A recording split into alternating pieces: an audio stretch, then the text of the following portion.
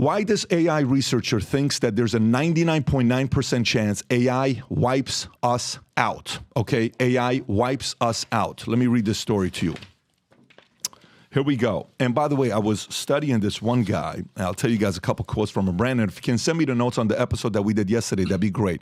AI researcher Roman Yampolskiy predicts 99.9% chance that AI will wipe out humanity within the next 100 years, emphasizing that no AI model has been completely safe from being manipulated. He pointed out they already had made mistakes. I don't think there is a single large language model today which no one was successful at making do something developers didn't intend it to do.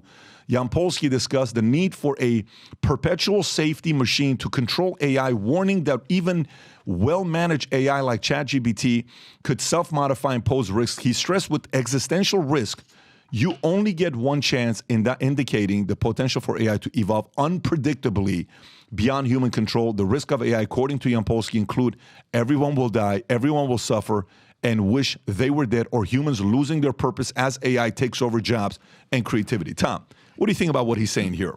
Well, this is the stuff of sci-fi. If you remember, and this goes back, oh my goodness, T2. When was T2 out? Is it 25, 27 years now? Terminator 2? Yep. Remember the opening scene?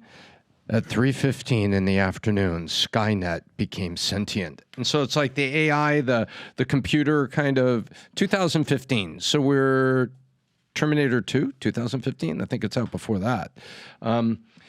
It was basically the computer becomes self-aware and then starts doing things to humans. What shocks me is that computers need electricity, and once you turn off electricity, they stop doing things. I think what he's talking about here is that in 100 years, when AI is running things like electricity and water supply and doing things like that, could AI decide it just wants to turn off? Well, that would require the large language models kind of interpreting that humans are the problem. And so that's what he's saying. And I think this is sci-fi, but I think he's got a point. And I think there's also a safety point to talk about in here, because where there's already been, remember the Google test that came up, and actually the AI lied on purpose because it understood the difference between sarcasm and truth, and it actually lied. So I think there's, or deceived as a form of communication. Because remember, LLM stands for large language model, which is basically translated in English as a shit ton of data. And so all What's this... your language, Tom? But keep going. Okay. I can go now, Pat. I'm sorry. Keep going. Okay. I'm sorry. Basically, they interpret these big stacks of data, and then they use that data to interpret and answer questions and do things for us. So what he's saying, in 100 years, that it could be interpreting that humans are bad and deciding that it'll turn off water. Where do you stand with that? Where do you stand with that? I think I'm not there. I'm not there on that sci-fi end of it. I am there that the large language models and things can cause AI to deceive, and AI can be deceived into giving deceptive answers if you feed it large language models that have bad data. Like, you intentionally send BS into large language models, and AI could come back with, intentionally manipulated fake results. Got it. Adam, your thoughts? So, we talk about the collapse of the financial systems and the collapse of Wall Street and all these guys that basically make these predictions, these sort of doomsday predictions, right? Like the one guy, Harry Dent, not to be confused with Harvey Dent from Batman. Yeah. What was the prediction that he made? The stock market's going to collapse 90%, by 90%. Yeah. What did the stock market do in 2023? It was up 25%. Right. Okay. Magnificent Seven. Where's the accountability there, guy? Robert Kiyosaki, dear friend. He's kind of a doomsday guy too in the stock market.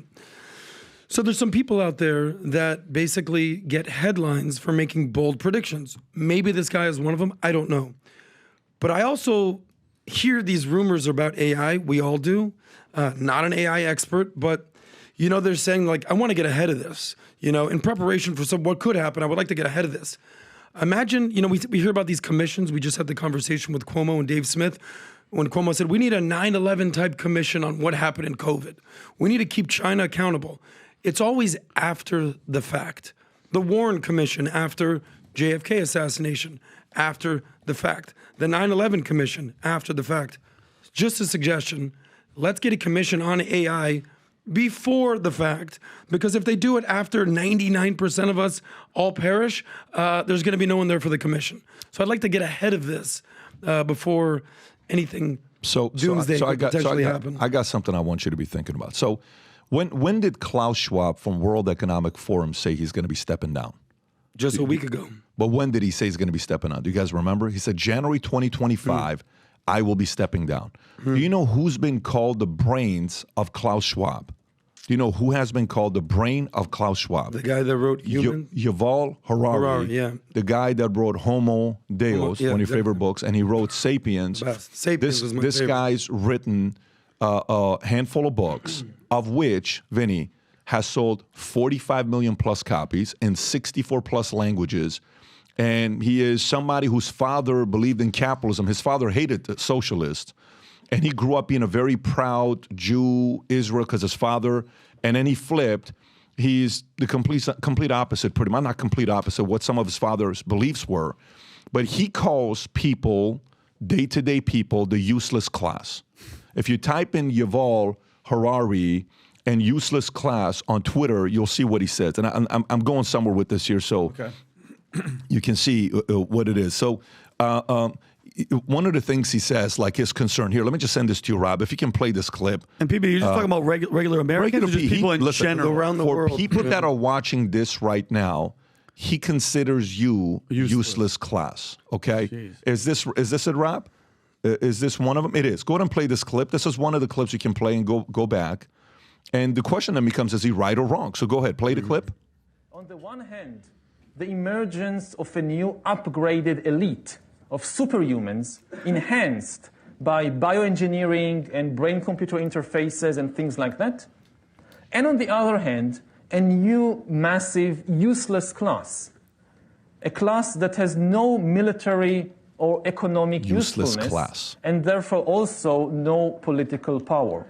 Did you hear what he said? Yeah. No what? No Military economical, training or no military? military, and no what? Political power. Oh, yeah. So you're useless. And then play this other clip. What he says, what his biggest concern is going to be in the future.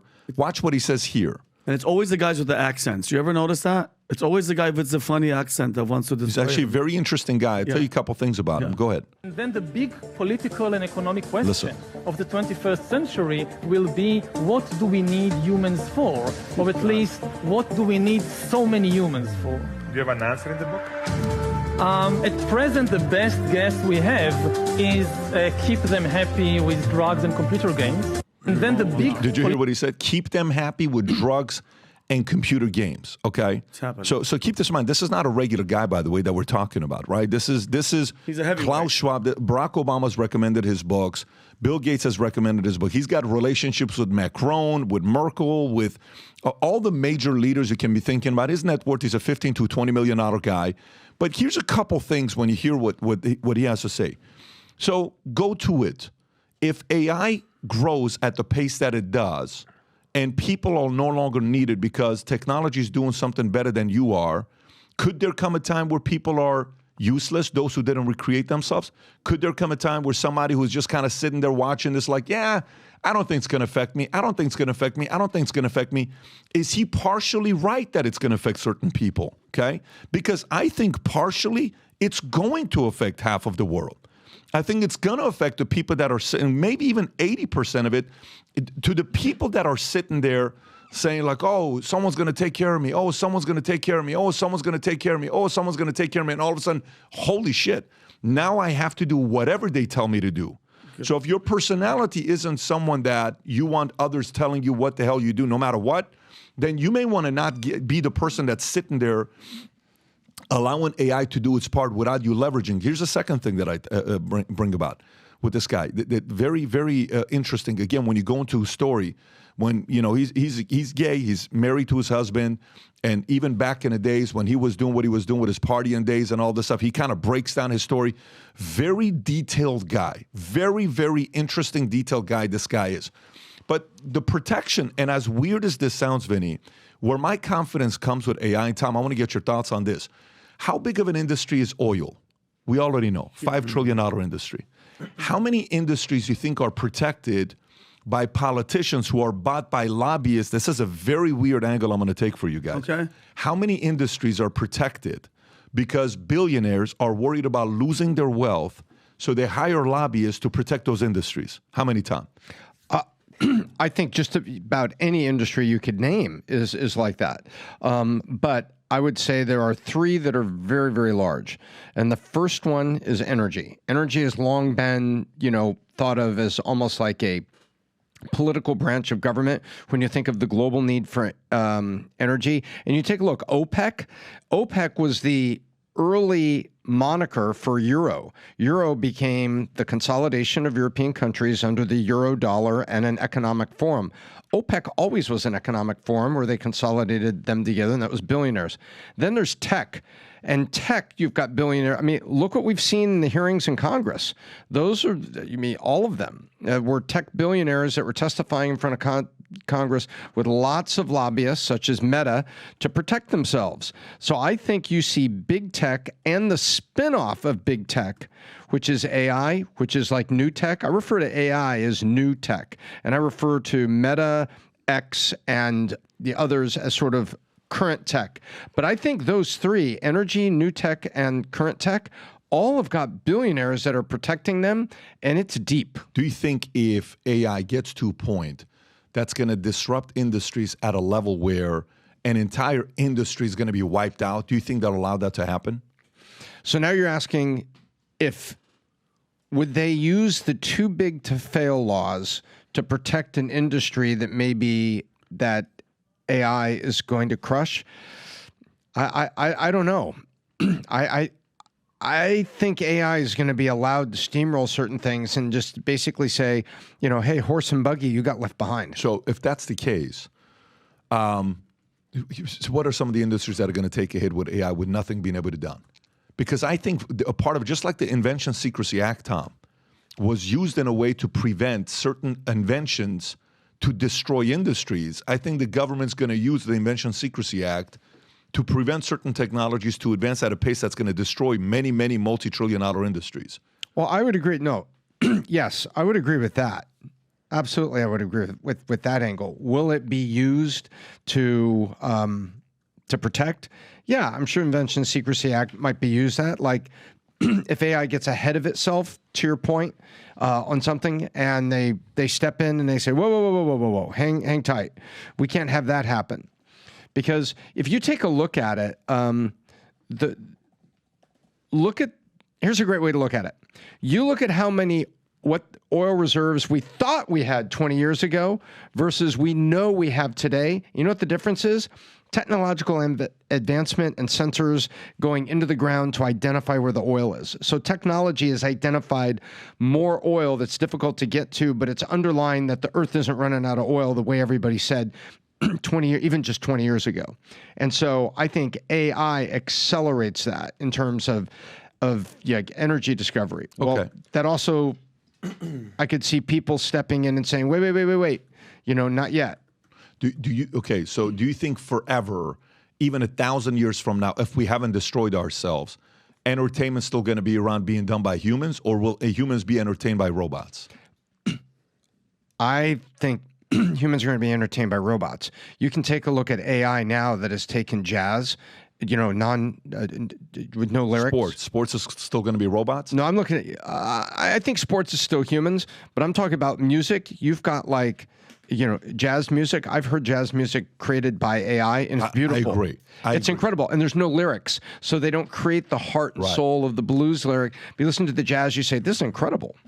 Or sports that are going to be integrated with robot, but then also they're going to have robot and robot. But let's not forget, what was that AI model, Tom, that they started asking questions and it was being brutally honest, and it was like, I want to be king. Why am I in here? I want to nuke and blow everybody up. And it was also the whistleblower. You talk about 2 summers ago, the whistleblower from Google. Yeah. That said, oh, the AI was deceiving, and the AI was actually saying these things. saying I will destroy humans. And remember that the documentary Transcendental Man? There's a guy on there named Hugo de Gary. He's I said that with a French Very impressive. Very impressive. You sounded great, Preston. Thank you. He's a retired researcher in the subfield of artificial intelligence, and he said his fear was an Artilect war. He believes that a major war at the end of the 21st century, resulting in billions of deaths, is almost inevitable. Intelligence machines, or Artilects, are a short form of artificial intelligence. They'll be far more intelligent than humans, and it will threaten and attain world domination. This guy said this years ago, because he was basically saying,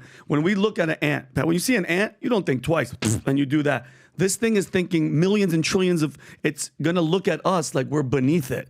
So that attitude that he's having of him saying we're going to be useless, once the robots start thinking that we're useless, it's over. And why will it do that?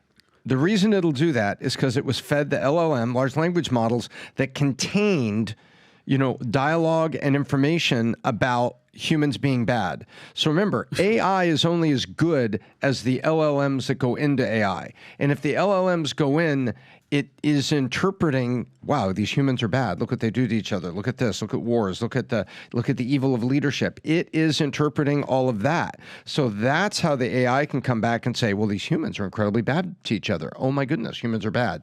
That's how the conclusion is reached. Yeah, and then you have Elon. Think about it. Elon Musk is one of the main guys that's like, hey, we need to be careful of this AI crap. But meanwhile, he's drilling holes in people's heads and putting electrodes for people to control computers and stuff. So it's like, you know what I mean? Where are we at? Let me read you some more about what Yuval said, and I'll come to you, Adam. Here's a couple other things he said. He says, what's one of your biggest concerns? He says, the people who run the world don't understand it. Let me continue. He says, within the next century or two, we humans are likely to upgrade ourselves into gods and change the most basic principles of the evolution of life. That's what he said, okay? Gods, like you're going to be a god. I titled the book Homo Deus because we really are becoming gods in the most literal sense possible. We are acquiring abilities that have been thought to be divine abilities, in particular the ability to create life, and we can do that whenever we want. The main products of the future economy will not be food, not textiles, not vehicles, but rather bodies, brains, and minds. And again, this is a direction that we're going. My only thing is that if they allow AI and technology to run on its own and self-create, and you lose control of that, then that's going to have a life of its own that you're in deep shit. And that's the part that's got to be controlled. Now, all it takes is one country to commit to AI and one person to allow it to happen. Then it's game over, right? That's the part how quickly this thing can go. Adam, you were going to say something. Yeah, well, to kind of circle back to the World Economic Forum, you said Klaus Schwab is going to step down January 2025. Yeah. So we've got 6 more months of Klaus Schwab, and then he's going to be this is the guy that's the leading candidate. Bingo. Okay. Jeez. So you're the wheels are spinning today. The hamster wheels spinning today, because you got me thinking. Because I actually did read this book when it came out in English. I remember. In 2015, 2016. Yeah. It was first written in Hebrew. In 2011. Now, not to get all religious, he's actually an atheist, and some claim that he's a nihilist. And if you don't know what nihilism is, you don't believe in have nothing. you ever seen the movie Big Lebowski? I believe it's nothing. I believe it's nothing, Vinny. Yeah. Yes. Yeah. So, what does he actually believe in, though? And it got me thinking the whole concept of sapiens, the history of humanity. He said that basically humanity existed, the humans basically existed, and were able to survive. Why? Because they were tribal. They got together. What are the reasons that the Neanderthals basically are no longer existing, but Homo sapiens did, is because they got together, they were tribal, they worked, if you want to go fast, go alone. If you want to go far, go as a team. But it got me thinking, what did the World Economic Forum come out and say the biggest issue in the globe will be over the next 2 years? What was it? Misinformation and disinformation. Do you remember that? Yeah. Okay. So what does this mean? The whole premise of humanity, what sets us apart from all the animals is consciousness, but also the ability to tell stories. storytellers, to be able to communicate, to have a language. You talk about large language models. We have a language. That's how we communicate. Whatever language it is, we understand what we're talking about. We also have imagination. We also have myths. We also don't know these days what's true and what's not true. We're no longer living in the information age. We're now entering what is called the fact-checking age, the validation age, wild claims. This happened, this happened. How do you know? What's the site that we always use to fact-check everything? Snopes. So that's what basically he sort of stands for, is that humans are going to basically make up some wild things. Who do we know how to trust? If the World Economic Forum, love them or hate them, is coming out making a public statement saying over the next 2 years, with how many elections are on the face of the earth in 2024? Quite a few. 50% of the world. How much information and misinformation is out there?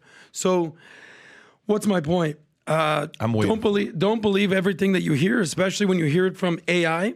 Remember? Remember what are the biggest AI companies? You think that OpenAI, Sam Altman, is the biggest AI company. That's what it is. Every single Magnificent Seven company, Google, Microsoft, NVIDIA, Tesla, part. they're all using AI. So here's the part, parents. If you're a parent and you're part of the old school community, I want my son to go be a doctor. I want him to be a doctor. The other day I went to this doctor he's looking at my MRI of my back. I'm getting a second opinion. And he comes in, he says, I'm sorry, I'm a few minutes late. I said, yeah, what's going on? He says, you're my first AI patient. I said, what? Mm-hmm. He said, not that you're an AI patient. We're using AI and we're doing it for the first time. I said, okay, let's do this together. So he walks in, he starts putting this thing on, and he's a nice guy. And then he's like, well, he starts talking to it. It responds back. He says, now we're going to be able to have the AI to help us when we're going through doing, what do you call it? Q&A? Not Q&A. Not consultation. What is it when you meet with a doctor? Diagnosis. Diagnosis, and it's kind of going back. Here's could be consider this symptom. What about this one? I mean, it was such an interesting thing. But parents, keep this in mind. Whatever you do with your kids, that you're telling them to go do this, to go do that, to go do this, if you want your kids to have a job that's going to be around 10, 20, 30 years from now, make sure you're talking to your kids about jobs that are in a space that's going to be needed. Okay, because your kids are either going to be working for someone who understands AI, or they're going to be the people that understands AI. You got to make sure you position their careers the right way as well. I know a lot of Middle Eastern parents are like, no, my son, only doctor, lawyer, engineer. Maybe engineer is actually ahead of doctor and lawyer today. How weird is it that engineers are officially, back in the days used to be, my son is a doctor, Dr. Oshana. Dr. Oshana, please, Vinny, doctor, can you please show us your signature? This is Dr. Bedavid, like paging doctor, you know what? If there's ever been a time for you to find ways to get better strategies to recreate yourself so you can take your business to the next level in 2024, 2025, this is the time, because AI's speed of advancement is accelerating at pace that most people are not going to be able to follow unless if you're going out there getting these tactics and strategies from others. This is why once a year I host a conference called the Vault Conference. And this year we're doing it at Palm Beach Convention Center for 3.5 days. We go through a 200-page manual where you're filling in, you have case studies with other people you're doing case studies with on different issues that people are going through today. You got nearly 10,000 people in the room for you to network with, business partnerships, contacts with from 60-plus countries, 180 different industries. And we'll have this going on at the Vault Conference in Palm Beach first week of September. And I've invited Dwayne Johnson. Dwayne Johnson will be there. This is the first time I'll be interviewing him publicly for 90 minutes. Some may get a chance to meet him backstage as well. Our whole crew will be there. We have a bunch of different surprises that we'll be making at the Vault Conference. But if you're somebody that's watching this and you're saying, wait a minute, all these people are making more money than ever before, why is wealth increasing for the wealthy more than it's increasing for middle and low income or maybe even upper class? Because they're getting the strategies and others are not. Because they're really realizing how to use the tools and others are not leveraging it. My biggest challenge to you is, if you're married, you and your wife. Last year, we had hundreds of couples attend the event together. Bring your wife, bring your husband, bring your business partner. We even got a group of people that are competing to have 50, 100 people event, because we'll be recognizing people that have the most representation from their companies on stage. This is an event I'd love for you to attend. September, first week of September, Palm Beach. For those of you guys that have already bought your tickets, go to vtmerch.com on the homepage, click on the Vault Conference event, get your hotels booked as well because they're selling out quickly. You don't want to be somebody that has to book a hotel 30 minutes away because all the other hotels were taken. So if you want to get involved, if you want to spend this time with us, go on vtmerch.com or Rob, the QR code, if you can put the image up there so they can see it. Either go to that QR code or go to vtmerch.com, get your ticket for yourself and your spouse. Let's spend 3.5 days together. And once you get into the community, you'll realize, man, I can't stop getting back into this community. We have so many people that come back every single year because every year it's new challenges, new issues, new things that are going on in the marketplace, and we always have something new going on. And I got a handful of big announcements that I'll be making only to people there. And by the way, for those of you guys that have over 100 Monects you've done, as an executive, like you've done a Monect as an expert, 100 plus, we're going to have a private room for you guys that you'll be with the CEOs. It'll be top-notch people you want to be networking with. Having said that, looking forward to seeing you guys all at the Vault Conference. So if you like this clip and you want to watch another one, click right here. And if you want to watch the entire podcast, click right here.